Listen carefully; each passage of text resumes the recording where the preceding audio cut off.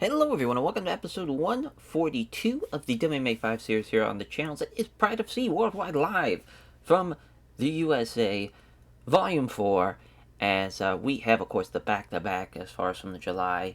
I guess it'd technically be the 4th and the 5th, but as far as the Thursday and Friday shows, the main event for this show, you see here, Mirko Cro Cop, Tim Sylvia, what a fight that is in a heavyweight contest. That should be a lot of fun to see. Then Dean Thomas and Josh Neer, that's a fun little co-main event. A lightweight contest, another lightweight fight, and Cristiano Marciello and Toby Imada, as Toby Imada looking to get a big win there. Vanderlei Silva and Lee Murray is crazy. That's a very fun fight to see on this card. Thiago Alves and Carlos Condon's another crazy fight. Super excited to see this though. And then KJ Noons and Johnny Hendricks to kick off the show. The prelims are Tony Ferguson and Tattoo Kawajiri, and then Guy Metzger versus Alex Schoonover, as we'll take a look at the analytics and see how everything's kind of lined up here. So Cro Cop has finished 4 of his last 5 opponents, 2 of the best pound-for-pound fighters in the world. Cro Cop ranked 8th, Tim Sylvia ranked 17th. This is the 9th time that Cro Cop has made event or Pride event, 2nd time for Tim Sylvia, as Sylvia has won 3 of his last 5 fights by decision. Tim Sylvia will have a significant weight advantage. It's crazy that nobody's back in Cro Cop. I know Tim Sylvia's got the size, he's got better wrestling, and he's able to probably manhandle Cro Cop, but it just takes one head kick to end everything. And it would be pretty fantastic to see as our, I guess we could take a look at just kind of going into this fight. Tim Sylvia lost to Ben Rothwell, beat Josh Barnett. Obviously, his only losses are Alistair Overeem and Ben Rothwell. Pretty crazy. Obviously Rothwell now a heavyweight champion, and for Alistair Overeem was always a guy that was in contention but couldn't really nail it. But also he did beat Ben Rothwell the first time around, so definitely could potentially see the trilogy before the end of the year if he successfully beats Cro Cop. And for Cro Cop, of course, was a heavyweight champion for one fight. Shockingly beats Big Nog at Shockwave, then had the Ben Rothwell loss, but he at least comes back and gets the win over Gabriel Gonzaga. It's going to be a tough fight for him, for sure, because you see he struggles with wrestlers. The fucking Kazuka Vegeta fight, the Josh Barnett fight, and the Rothwell fight, all submission losses. It's not a good sign. Not a good sign if you're a Cro Cop fan. But I gotta believe in him. Got to. Even though it's now you're into the the 2010s. Cro Cop is not really in his prime, I think, at this point. I mean, he still has the knockout power, but I would say you would probably give Tim Sylvia the advantage, and it makes sense for the broadcast stat picks in this case, as Dean Thomas and Josh the Dennis Neer, as Josh Neer has a significant weight advantage. First time they have fought, though, and he's got the broadcast stat picks advantage, which is interesting, because Josh Neer is 3-3. He's kind of been around the block already, just as far as, when his first fight was in 2008, and fight that many times is pretty impressive. As far as, fighting, this would be his second fight in 2010. He had 3 in 2009, and he had the 2 in 08, so he's been getting busy. And he's fought a lot of tough guys. The Blake Frederickson split decision loss was tough to see. Unanimous decision loss to Josh Thompson and BJ Penn. I mean, it's been a while since he's been finished, at least since 2005, so that's kind of crazy to think. That was a technical submission loss. But, as far as that's, if you're looking at it from that perspective, Josh Neer's had some good to great fights as of late, too. I think he's looking to get a win, though, for sure. The last finish was Charles Bennett as well. It's going to be tough, though. I think Dean Thomas, the Blackhouse stat picks are kind of hating on him. I know he's on a 2-fight losing streak right now, but, Joaquin Hansen and Uriah Faber are very, very tough opponents. He's finished Josh Thompson, so you dictate MMA math, and he beat Blake Frederickson, so MMA math would dictate that he should be the favorite, as we'll see how that fight plays out, though, because that should be a fun lightweight contest, though. Excited to see how that one plays out. Cristiano Marciello, Toby Imada, as Imada ranked higher. Marciello, I think it's going to be a tough fight for him, but Toby Imada, he, of course, shockingly, maybe not even shockingly, won the lightweight title from Jens Pulver, beat Joe Stevenson, beat Dean Thomas, had the split decision loss to Josh Thompson, then lost to Blake Frederickson, comes back, beats Gilbert Melendez, and then loses to Josh Thompson by rear naked choke of all things, which was pretty interesting, because that was his first finish loss in almost 7 years, which is pretty crazy to think. But yeah, for Toby Imada, this is a great chance to still be a top 5 lightweight. If you beat Cristiano Marciello here, I mean, he's ninth right now, which is pretty crazy. He's in the top 10 when you kind of think about who he's fought. Hasn't really been a lot of big time names. Like, this is the first time since his debut that he's fought somebody that was ranked in the top 10. Well, actually, Gilbert Melendez. But even then, he was just ranked 10th. So to have somebody be a top 5 guy, you could even say, last time he's fought a top 5 guy was his debut. So it's been a while. He's only had one good fight. The rest have been either average, decent, and the very poor one with Gleison Tibau, which that's bound to happen. So this could be depending on what happens, I think Imada's going to dictate a lot of the fight, but Marciello kind of plays it slow and just kind of is methodical about it. This might turn into a bit of a boring affair.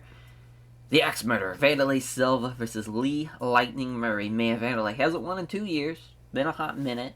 He has finished 3 of his last 5 opponents. Of course, Wanderlei was the man for a solid first 3 years of this, actually 4 years of the save, you would say, and then the loss to Chuck just kind of turned into a downward spiral. Probably shouldn't have gotten the heavyweight fight. I believe something happened to where it was kind of like a short notice thing, and he had to step in.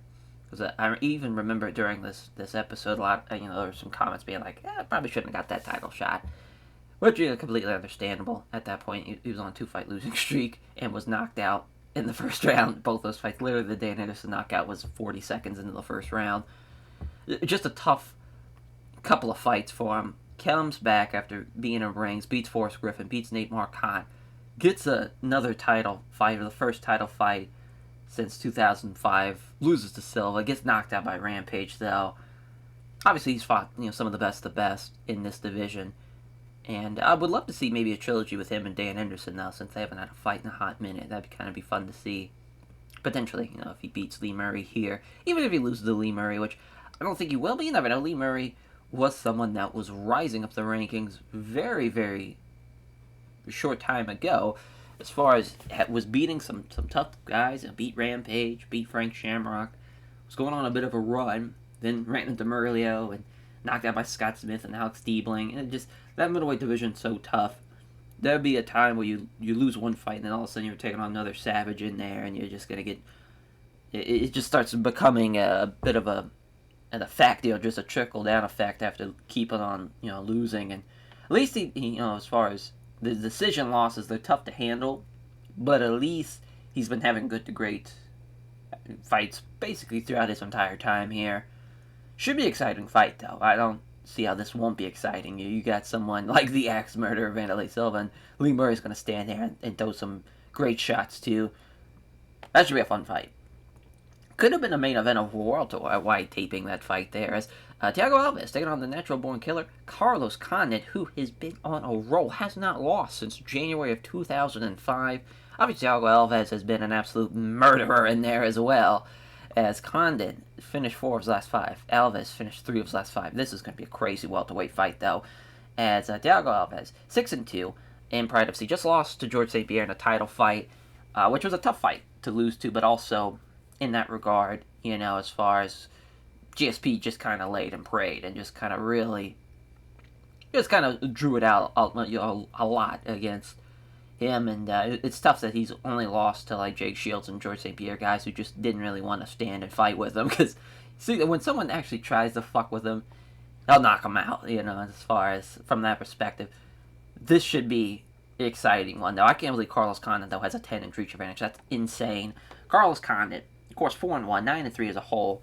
If you beat a guy who was ranked very, very highly, had a title fight, and you're just now, as far as hasn't fought anybody in the top 5, the Josh Berkman win is interesting because obviously, him and Martin Kampmann, both relatively new signings at that point, hadn't really fought any tough guys yet. I think Martin Kampmann is still 0-2 or 0-3 in Pride FC, so this is really going to be a telling factor to see how Carlos Condit's going to do to end out the save. Because if he can beat Thiago Alves and do it in an exciting, decisive fashion, he's going to be a problem, for sure. But I think the Blurcast staff picks got it right. It is going to be a pretty close fight. I would edge it to Thiago Alves just from experience and the guys he's fought. You never know. 10 in reach advantage, though, is just crazy. Then Johnny Big Rig Hendricks taking on KJ Noons, as Hendricks does have the significant weight advantage, but all of the Blurcast half picks backing KJ Noons. KJ Noons, tough start, but he's fought some tough guys. The Dan Hardy loss was tough to see. I'm assuming they just gave it to the London kid as far as with that split decision loss. And then the John Fitch fight, John Fitch is a tough guy to face. So to have someone like Johnny Hendricks, who's on the rise, who's, as far as boxer versus wrestler, you would usually go with the grappler here, which is interesting that nobody has went with the wrestler, as he's 6-1 too, and he beat Matt Hughes. Not only beat him, he pretty much mauled him from what I remember. Take a look at the fight metrics. Yeah, he fucked him up. It was not even close. So if he does that here against somebody like KJ Noons as a boxer, could be an upset. That could be easy money depending on what the over-under is on that. As Tony, I guess not even over-under. What's the, again, you would say the money line, I guess, would be that, because you can't really, yeah, just the money line on that. Tony Ferguson, no, and the Crusher, Tetsuya Kawajiri. Tony Ferguson hasn't won since June of 2008. Unbelievably sad that he lost in his big-time fight debut against Mitsuhiro Ishida. He hasn't really had a lot of fights, though, which is tough to see, because he's the man. He's El Kukui. He's awesome. He's got an 8-inch reach advantage. I'm hoping he mauls him, to be honest. I love Tetsuya Kawajiri, but Tony Ferguson's got to avenge his loss after what happened to him. 4-4, though. It's kind of crazy. He's been around forever, Tetsuya Kawajiri, since October of 2005, and had a lot of fights, though, in 2007. That is crazy. 4 fights in the span of a year is a lot, and then kind of slowed down a little bit towards, now it's only getting a fight a year. 32, though, could still go, but I think this is going to be an easy win for Tony Ferguson. We shall see. And then the Sandman Metzger versus Alex Schoonover. Of course, Alex Schoonover has been having some bad luck, but he's been having good to great fights basically the entire time except for the James Tahuna fight. Yeah, you could see really from 2008 to 2000, and really from the beginning. So, yeah, you could go through his entire career. He's only had 1 decent fight, 2 average fights. The rest have been good to great to fantastic. So he's a guy that brings some exciting fights to the ring, and this should be a fun way to kick off the prelim, though, for sure. For sure. Sky Metzger, I can't believe he's lasted this long in the safe. I think he's been here from the beginning to the end. We never sent him down or anything. He's been a Pride FC the entire time. It's weird because he was, at one point, especially in 2004, it's kind of crazy. He, beat Egan Inoue. It was getting wins over some prelim guys, and I was like, oh shit, he might actually stick around for a bit after being absolutely dog shit in the beginning. But somehow we kept him up after all these fights, and beats Alan Goes, knocks him out, stays up, and then I didn't even think he was going to beat Zazinski in the split decision win. But this, I think we're going to send Old Man. I think the Sandman is finally going to exit here and lose to Alex Schoonover. We shall see, as it's minus 260 on the betting line. Of course, Lions Den's crazy Lions Den, still kind of being an active MMA camp in the 2010s. Big John McCarthy, as far as our referee, ringside judges, roar from the crowd. Schoonover enters from around here. He is a Las Vegas native. They touch gloves. Metzger lands a left hand and then catches Schoonover with a low kick to the front leg. Schoonover hits the left jab. Right hand's blocked. There's a good one, too, from Guy Metzger. Look at this. Guy Metzger. The man just will not go down as he comes forward and the two start trading blows. Misses left hand exchange. There's a left jab, but Schoonover evades to the right to the body. Left hand exchange. Misses all the strikes in combination, ended with low kicks to the legs. Neither fighter can land a blow now. Tries for the high kick. It's wide, though. Throws a right head kick, but doesn't find the mark either. Both guys are throwing head kicks now. Oh, my God. Here comes a big right hand. Schoonover counters with a vicious right cross and knocks him down. Might finish him here. Unloading some big right hands. Metzger's covering up well now. Now looking to get mount. Oh, wait. Now he gives up his back now. Looking for the rear naked choke. Not going to happen. He's going to have to get both hooks in. Well, he's got both hooks in. That's all she wrote. Oh, my God. He's going to look to fucking ground and pound still. Into the rear naked choke. Holy shit. Alex Schoonover, man. It's crazy that was only rated decent, because that got really exciting towards the end. But what a win for him. 12-7. Nice win over Guy Metzger. And he announces his retirement. The Sandman exits the ring for the final time. He will be missed. As Alex Cooper thanks I'm connected to his fight camp for helping prepare for the fight and the sponsor supporting financially. Praises. Guy must go for a tough fight as Tony Kukui Ferguson taking on the Crusher Tetsuya Kawajiri. It's 1-1, 12-6-1. Of course, Ferguson minus 300. No team, though. So that might cost him. Ventura, California. As for Tony Ferguson, it's a little taller as far as they both win at 161. So here we go. As Ferguson doesn't touch gloves to start it off. Kawajiri looking for the takedown. Not happening, though. Misses all the strikes in combination with ended with a low kick from Ferguson. Now he connects with a nice jab and a right cross that lands hard. Oh, shit, he's lighting them up. There's a jab and a leg kick now. Ferguson's moving forward, looking for that takedown still as Kawajiri hits the left hand, but the falling leg kick's too slow. Kawajiri catches it, looking for the takedown. Not happening. Got him up against the ropes this time. This time he's going to probably take him down. Wow, I cannot believe Ferguson didn't go down. Now he's got control against the ropes here. Is it elbow to the face? Ferguson's fucking him up, though. He's not even trying to take him down, which is crazy. Sharp right on the ear. Knee to the stomach. Now looking for the Muay Thai clinch. I mean, this is crazy. I cannot believe he's not even trying for the takedown. He is fucking him up. Kawajiri tries for the jab, misses. Here comes the crunching right hook from Ferguson. Oh, and he's on rubber legs now. Let's see what he's got. Oh, quick going for that Muay Thai clinch. Tony Ferguson. Oh, there's a right cross, though, from Kawajiri. Ferguson gets a hold of him again. Stop with the Muay Thai clinch. Now Kawajiri gets the takedown since Ferguson wants to keep on going for that Muay Thai clinch. Tries to sweep him. Can't do it. Keeps Ferguson getting a few quick strikes. Blocks it now. Trying to keep him down there. I mean, I don't think he's going to win the round, but it's a good takedown. At least he did some damage down there. Herb going to stand him up with about a minute 20 left, though. Minute left in the round. Kawajiri looking for a takedown. Ferguson again not taking any chances. Keeping slightly out of range. So he's looking for a chance to dart in and shoot on Ferguson still. Great sprawl from Ferguson. Prevents the takedown to end out the first round. Ferguson, though, great job. I mean, you figured the guy with the kickboxing background would be able to do a better job standing-wise, but that has not been the case at all. As far as for the fight metrics, it's interesting because, I mean, Ferguson, obviously I think he did enough damage to I think he won the round, but you could maybe argue that he did more. Kawajiri with the takedown and landing more shots, but I wouldn't go with that if it was me, if I was the judge. Plus, I think Ferguson controlled the fight for the majority of the round, too. So the bell sounds for round 2. Ferguson moves in closer, looking to open up an attack. Looks like he's about to angle in for a takedown. Couldn't take the initiative, though. There's a left hand. Kawajiri avoids the low kick. That's a step. There we go, Ferguson. Looking for the takedown. Finally, you go for the takedown. He can just lay and pray at this point, and probably... But he's going to land an elbow there. There we go. A couple of punches to the side of the head now from Kawajiri on the bottom. Look at the pass. Oh, Kawajiri keeps his guard secure. Stand him up is Herb Dean. Now Tony Ferguson starting to slow down a little bit. Doesn't connect with the left jab. Also misses the attempted shot to the body. Can't hit the right cross. Coming confidently closer. Lands jab. Hits Kawajiri with a beauty of a straight right. So Kawajiri misses the right cross. Here comes a counter. Ferguson attacks with the brace of jabs, followed by a kick to the legs. Two of the fighters come together to strike, but it's really tentative. Ferguson might get another takedown to end out the second round. It's not happening, though. Yeah, that's an interesting one. I mean, Kawajiri really didn't do anything, but so did, Ferguson, but he got the takedown. So there is that. I think he did enough to win that round. It sucks that it kind of went away from what we were doing in the first as far as seeing it was a lot more, high tempo, but I think both guys have kind of tired themselves out. Ferguson aggressively moves in, grapples with Kawajiri. Looking for a slam. Kawajiri blocks it.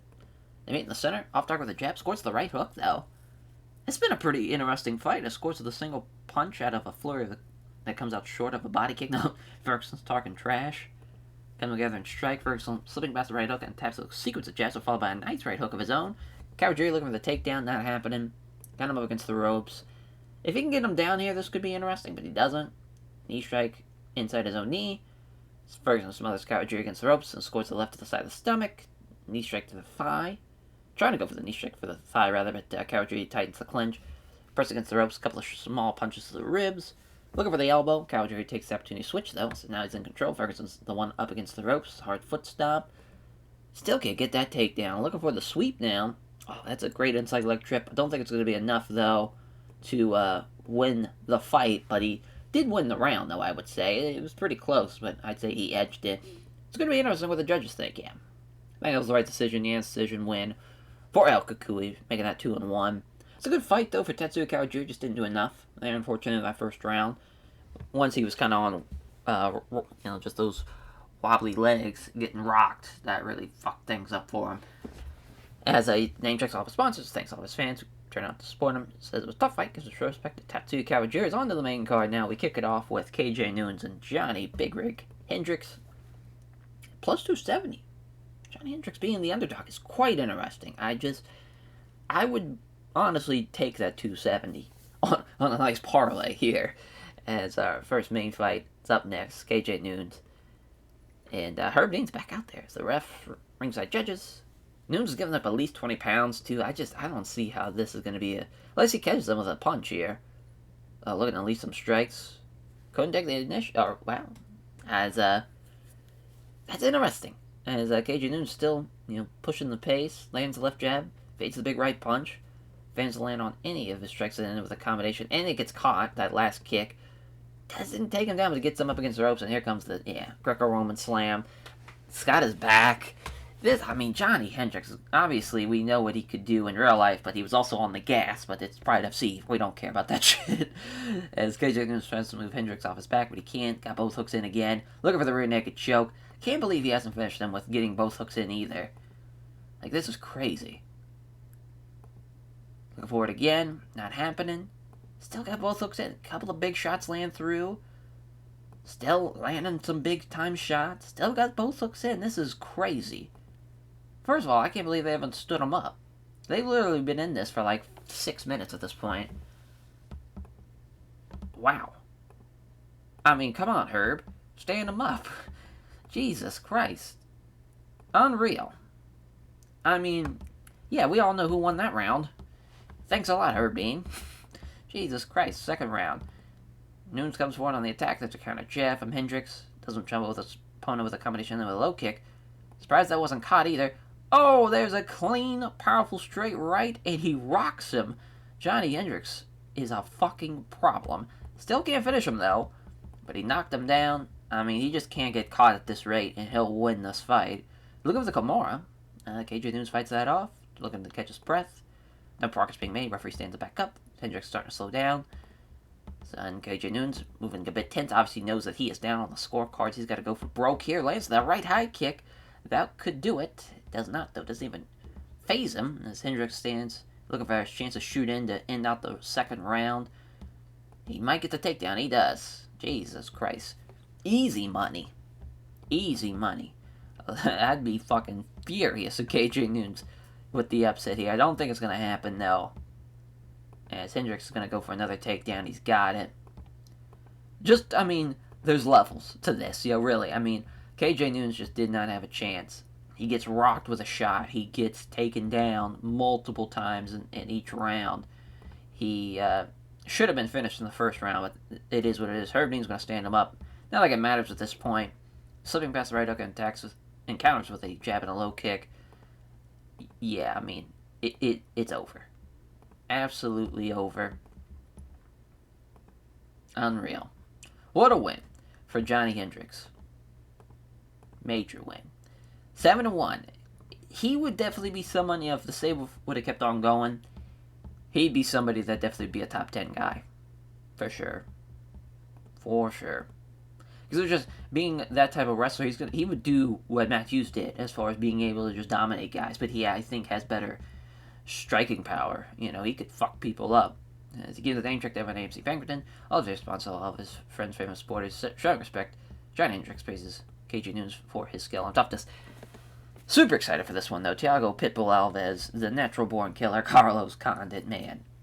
A 10-inch reach advantage, and it's very close on a betting line, though. Plus 100, minus 110. Minotauro team for Thiago Alves. Both guys, Muay Thai backgrounds. This is just set up perfectly for a phenomenal fight. Mario Masaki's referee. Yes, someone's gonna die. Ringside judges. They make a fight because they meet in the center. Scores the jab. Right hook's blocked. Alves finds a way past his opponent's guard with a sharp 1-2. Thiago Alves coming forward. 2 counter left hands from Condit. There's 2 jabs and hits him with a leg kick. This Alves. Oh my god, they're already trading strikes. Dodging the right hand and counterattacks with a left jab and a stinging right high kick. Oh, but he rocks him with that one. Oh, and he's dropped by a big right hook now. Thiago Alves looking to get some heavy shots through. He does so. He's looking for some knees now. Oh, but look at Carlos Condit. It's bringing him back to life. And it's a scramble. Holy shit. Carlos Condit is a savage. Carlos Condit begins trying to get his leg free out of half guard, and it's a scramble again. Oh my, Carlos Condit's on side control now. Knee just above the hip. A couple of punches now. Oh, come on, Mario Masaki, standing back up. This is crazy, though, that they're fighting on the ground like this. A couple of knees to the ribs. There we go. 3 minutes left in the first. Alves trying to stalk him down. There's a counter jab in the exchange. 1-2 from Alves. Doesn't land either blow. 2 counter left hands from Condit. 1-2. Doesn't land either blow again. Moving into the pocket now. 1-2, but Condit, again, that reach is just too much for him. Moving forward constantly. Alves pressuring him. 2 left hands in the exchange. Oh, and Alves misses the right hook and gets kind of the left jab and a right hook that's avoided the last possible second. Minute 20 left. Alves throws a leg kick that doesn't make contact as Condit counters with a jab and a spinning back kick that is wide of the mark, though. Doesn't connect with the right roundhouse kick to the body. Attempts a body kick but comes up short. Counter left hand from Condit. I mean, this has just been phenomenal stuff. Left hand in the exchange. More left hands in the exchange. Oh my god. They're swinging as there's a left jab that fails to land on the body shot. Uses the left jab, misses on the low kick. Yeah, what a first round. Obviously, Thiago Alves won the round, even though it's crazy, because besides the knockdown, it was all Carlos Condit. But, yeah, because that was just crazy. He got him down, and Carlos Condit somehow scrambles out of that and ends up being in control, and pretty much was in control for the rest of the fight. Very shocking to see both fighters moving to engage. Alves scores a jab, also glancing blow with a high kick. Misses left jab, connects with a thumping kick to the thigh, though. Alves looking to still keep on pushing the pace. Condit with a counter jab, misses all the strikes in the combination with a low kick. Alves still pressuring him. 2 counter left jabs again. A feint that's entirely bought by Condit. Jab is wide, then catches Condit with a low kick to the front leg. Thiago Alves doing a really good job. Tagging with strikes, counter doesn't hit, though, from Carlos Condit. Alves fails to land with a combination with a spinning back kick. Toe-to-toe with strikes, neither fighter can land anything significant. Halfway point in the second round now. Alves is off target with a jab. Scores the left kick to the body, though the body shot's been, really just his kicks in general have been hitting more than his strikes, which makes sense. As far as scoring with the jab, also hits a good right hand as Carlos Condit. Left roundhouse kick to the body. Couple of jabs, misses the low kick, though, does Condit.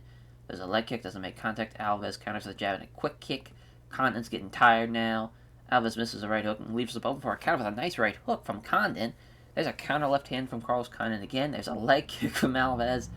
They are just throwing shit. Oh, there's a violent roundhouse kick to the body. That probably ruptured something.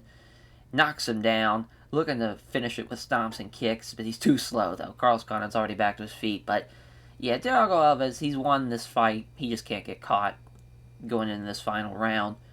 It's a stalemate. Both fighters throw something, but it's off target. As he's off target with the jab, doesn't hit the leg kick either. Misses the right hook, does Condit. As Alves misses the right cross, here comes a counter with a jab and a left roundhouse kick to the body from Carlos Condit. Oh, now Condit's using that reach advantage. Now he's tired. As Thiago Alves looking to clinch up and buy some time.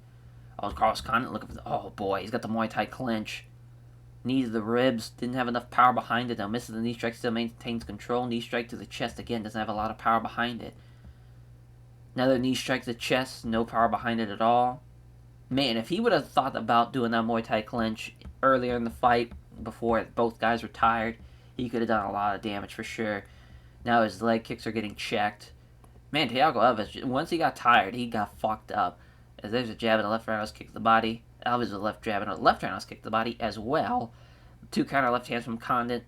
Hits the left hand, falling body kick, misses though. They clinch up. Both guys are shattered at this point. Oh, there's an elbow now. Man, what a fight, though. I would have loved to see that keep going. That would have been a fun 5-rounder. That would have been crazy. Damn! What the fuck? They all gave it to Carlos Condit? I don't know about that. Listen, that was a hell of a fight. But he literally had 2 knockdowns. He had one in the first and one in the second. How does the guy with 2 knockdowns lose to the guy who didn't have a single knockdown? I know he landed more shots, but Jesus Christ. We gotta go off of, strikes at some point and damage. That's fucking crazy. Wow, what an upset. I'd be pissed if I was Thiago Alves, though. I know he's getting fucked up in the 3rd round, but, even so, he definitely won first and second. Not even a split decision. That's crazy. Damn, is giving thanks. Carlos Condit praises his team. Is very responsive to all the fans who came out supportive. Carlos Condit gives a show of respect to his opponent. As our next contest, though, Vanderlei Silva, Lee Murray. This should be another exciting fight here. Man, oh man, this is gonna be crazy. Gonna be crazy. Muay Thai versus kickboxer. And then again, Mario Yamasaki's back out there. Perfect. The perfect ref for these fights we've been seeing. Is that even though they both win at 205, Vanderlei probably fighting around 215, 225 even. As Silva doesn't touch gloves, drawing some heat from the crowd. Both fighters come together and strike. Murray fails on the leg kick attempt. Silva tries for the right hook but misses. They stand and trade in the center of the ring. Neither fighter can land a good shot. As Murray throws a quick 2 punches, but Silva has good head movement, moves away from both of them. Right hand taking on the gloves from Silva. There's a countering right hand. Silva with a clean right hand of his own. Now Vanderlei's talking some trash in Portuguese. Missing a better right hand. Here comes Lee Murray to counter with a quick left jab and a vicious right cross. He knocks him down. Looking to get victory here with some powerful shots. And Lee Murray wins this one by TKO as Mario Yamasaki's going to hop in and stop the fight. What a win for Lee Murray. It'd be nice to see him be at the London card coming up. I don't think that'd be a quick turnaround point for him, but he might be able to. You never know.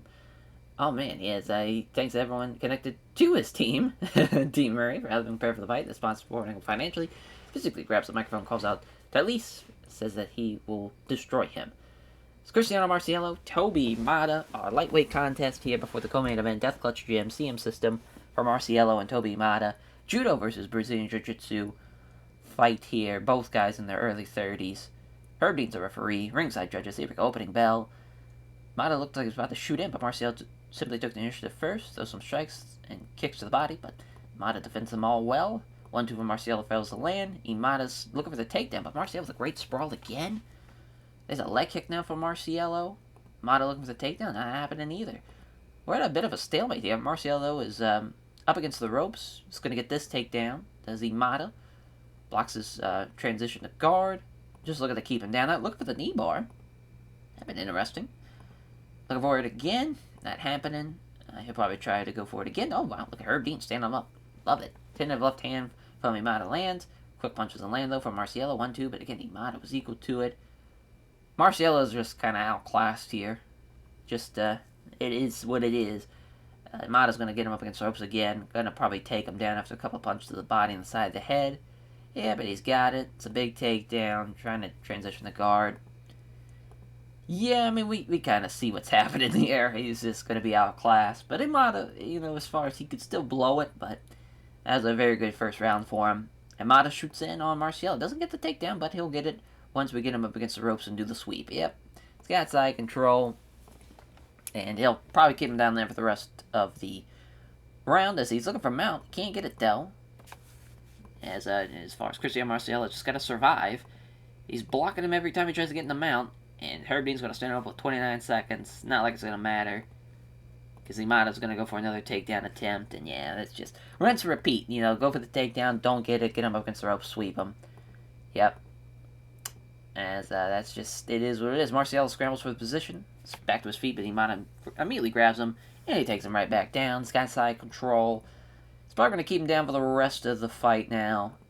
Minute 45, just trying to land something, trying to get from side control to mount, and now he's trying to scramble. Marciello leaves a leg in, so Imada's trying to grab it, and ends up losing out on that, which, I mean, risking it for the leg lock with so little time left, I can see it, trying to go for that finish, but could have been dangerous. Imada's going to get the win, and not the greatest of fights.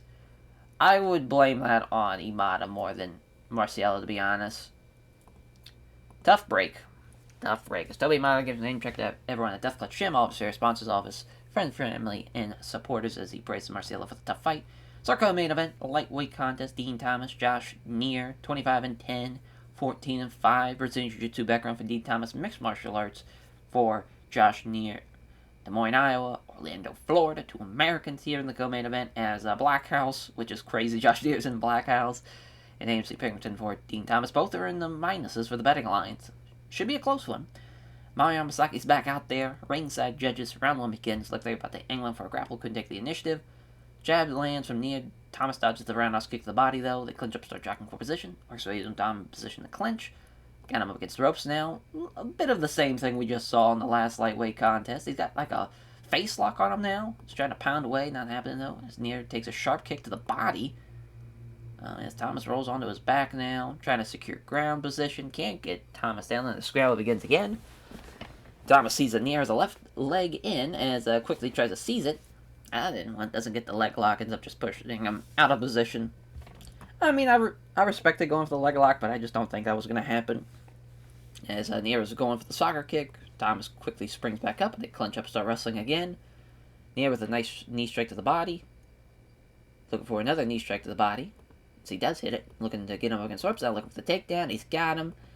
As I don't know what it is about the lightweights where they just try and get him up against the ropes, and then it's just there's no stopping them. But that just seems to be the way the fight has.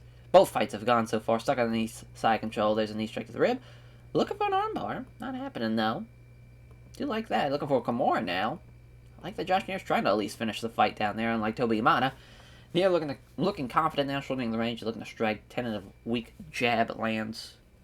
There's a punch from Neer, fails to land. Seeing his opponent about to time in his shoot.